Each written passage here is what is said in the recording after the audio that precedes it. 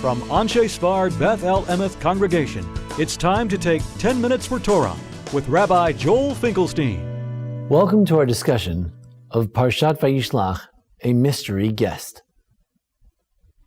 In our Parsha, we have a pasuk that says as follows: Vatama Dvorah meneket Rivka, and Dvorah, the wet nurse of Rivka, the maid of Rivka, she passed away. Vatikaver, and she was buried mitachat leVeit El tachat ha'alon.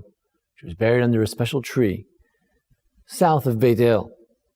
Vatikra shemo alon bachut, and the place was called the tree of weeping. Who was this Devorah? And why is it significant that she passed away? What does it mean that she was the wet nurse of Rivka? Is that the wet nurse from her early childhood?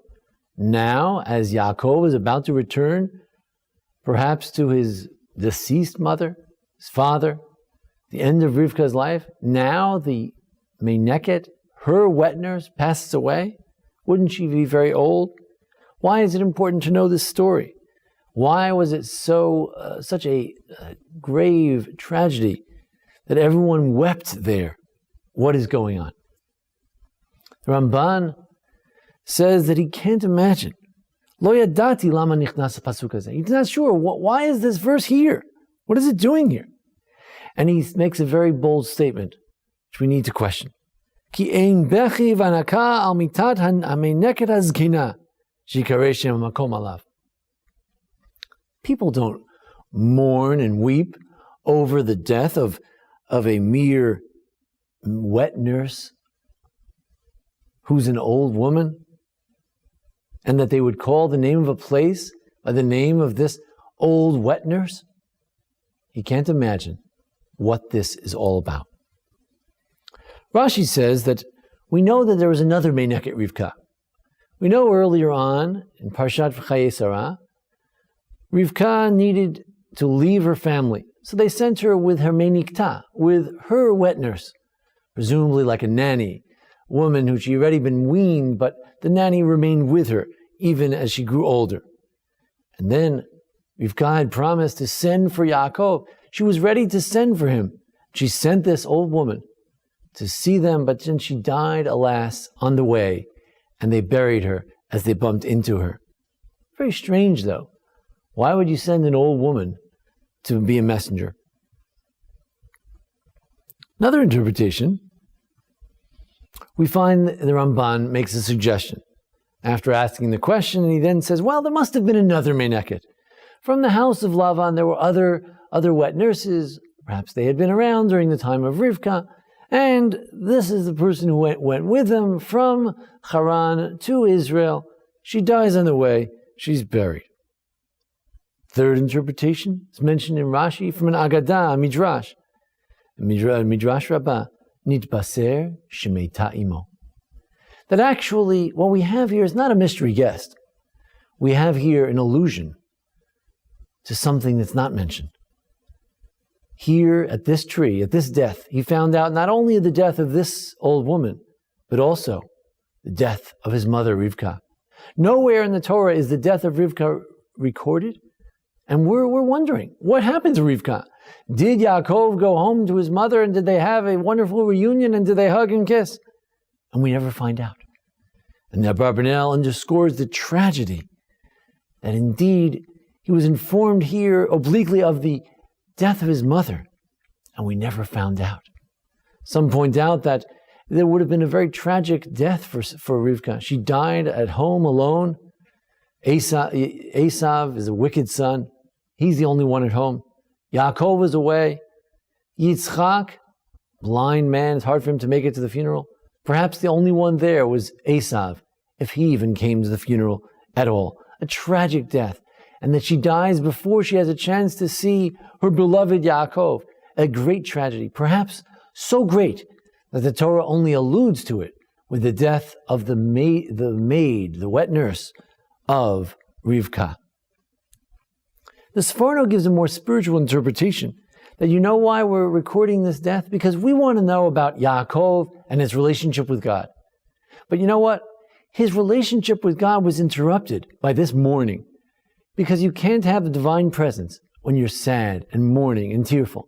And due to this touching relationship he had with the wet nurse of Rivka, whoever that may be, his mood was interrupted. And as such, it's significant inasmuch as it prevented him from having further prophecies at that very moment. Finally, it's the opinion of Shadal that I would most like to underscore at this time. Shadal Rabbi Shmuel David Lutzato, Italian rabbi, he says as follows: Lamdenu midah tova. This story and the appearance of this mystery guest teaches us a very important principle of character and ethics. Lechabed gam hameineket, to honor even that wet nurse. Hamishtadelet, the one who tries so hard. Begidul hayonek gam achar shegadal. She did, after all, continue to take interest in the children even after they were weaned. And it's important to give honor to such a woman who cared for the young, who raised them, who was a wise woman, who continued to give wise counsel and to raise them as a nanny does. The role of a nanny, surrogate mother, a woman who takes care of the children, the kindergarten teacher, the nursery teacher, these are very important people, and we need to honor them. Ramban's question falls away. There is no question why you would want to honor a special place, a special tree in Israel, a special city in Israel, named after a woman who took care of the children, because it's important to honor those who take care of the children. I would like to suggest that to this day there is a mysterious place in Israel called Alon Bachut. There is a place in Israel somewhere that is named after an educator of little children, an early childhood educator, because to educate small children is a great value, something worthy of honor. That's why there's a place called Alon Bachut. That answers the Ramban's question why we interrupt this important story to tell you of the death of this old woman. Because this old woman took care of the children even when perhaps her job was over. She continued to take an interest. And someone who weans a child away from infancy into adulthood and raises them in whatever fashion, this is someone worthy of honor. This Parshat this week pays tribute to those who take care of our children. Sometimes we have an attitude towards those who take care of the young that, well, those who can't teach, those who really can't teach, they teach in their early childhood. It's somehow a reflection of their own IQ that they teach small children.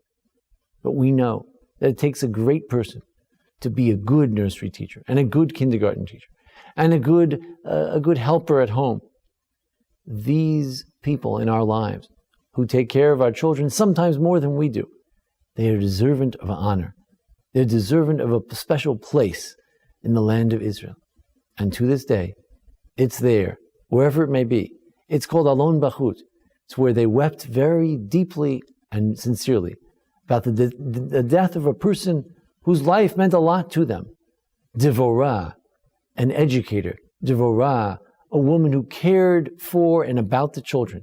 And for this, we remember her and we mark her death. And to this day, it's important to take care of and to honor those who raise our children. Thank you for joining us today at the Anshe Sfard Beth El Emeth congregation here in Memphis, Tennessee. Please join us again each Monday. I want to thank Jason Lefkowitz for making today's presentation possible. And you're welcome to email me at rabbijmf@gmail.com or to go to our synagogue website, ASBEE.net. Thank you. This has been 10 Minutes for Torah with Rabbi Joel Finkelstein.